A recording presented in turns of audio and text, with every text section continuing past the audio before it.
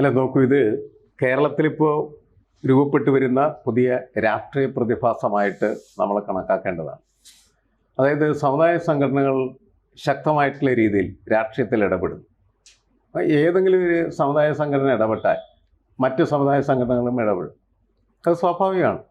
അത് പ്രത്യേകിച്ച് ഏറെ സമ്മർദ്ദം ഏറ്റുവാങ്ങേണ്ടി വരുന്നത് കോൺഗ്രസ്സാണ്. കാരണം കോൺഗ്രസ് ഇവരൊക്കെ ചുമക്കുന്നു എന്നുള്ളതാണ്.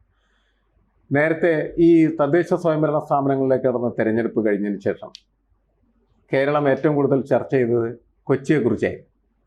അപ്പോൾ കൊച്ചിയെക്കുറിച്ച് അങ്ങനെ ചർച്ച ചെയ്യാൻ കാരണം എന്ന് വെച്ചാൽ കൊച്ചിയുടെ മേയർ ആരായിരിക്കും എന്നത് ലത്തീൻ സഭ തീരുമാനിക്കും എന്നാണ് അവർ. കാരണം കൊച്ചി ഒരു ലത്തീൻ നഗരിയാണ് എന്ന് അവരങ്ങ് പ്രഖ്യാപിക്കുകയാണ് ചെയ്യുന്നത്. നമ്മൾക്ക് പൊതുവെ അത് മനസ്സിലാക്കാൻ ബുദ്ധിമുട്ടാണ്. കാരണം കേരളത്തിലെ ഒരു കോസ്മോപൊളിറ്റൻ ക്യാരക്ടറുള്ള നഗരമാണ് കൊച്ചി എന്ന് പറയുന്നത്. അത് ലത്തീൻ കൊച്ചിയാണ് എന്ന് അവർ പറഞ്ഞതിനിടയിൽ നമ്മൾക്ക് എങ്ങനെയാണ് അത് ഉൾക്കൊള്ളാനായിട്ട് പറ്റുക? പക്ഷേ അവരത് പറഞ്ഞു മാത്രമല്ല, അവിടുത്തെ മേയർ ഞങ്ങൾ പറയുന്നവരായിരിക്കണം എന്ന് പറഞ്ഞിട്ട് കോൺഗ്രസ് എന്ത് ചെയ്തു?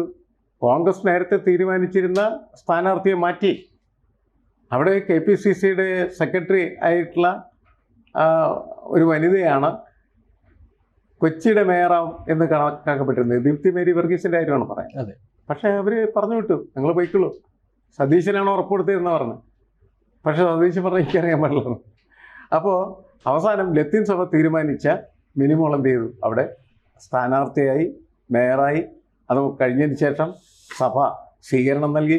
സ്വീകരണത്തിൽ കൊച്ചി മേയർ സഭയ്ക്ക് നന്ദി പറഞ്ഞു. അപ്പോൾ ഇത് ഒരു പ്രതിഭാസമാണ്. അതവിടെ മാത്രമല്ല, അത് കഴിഞ്ഞതിന് ശേഷം പിന്നീട് നമ്മൾ മറ്റ് മേഖലകളിലും ഇത് ആവശ്യം ഉന്നയിച്ചുകൊണ്ടിരിക്കുകയാണ് ചെയ്യുന്നത്. ആ ആവശ്യങ്ങളുടെ ഒരു പുതിയ പതിപ്പാണ് ഇപ്പോൾ നമ്മൾ കേട്ടുകൊണ്ടിരിക്കുന്ന വാർത്ത എന്നാണ് എനിക്ക് തോന്നുന്നത്. കാരണം ശിവഗിരി മഠം തന്നെ നേരിട്ട് ഇതിൽ ഇടപെടുന്നു. കൂടുതൽ വാർത്തകളും വിശേഷങ്ങളും നിങ്ങളിലേക്ക് എത്താൻ ABC മലയാളം സബ്സ്ക്രൈബ് ചെയ്യുക, ബെൽ ബട്ടണും അമർത്തുക.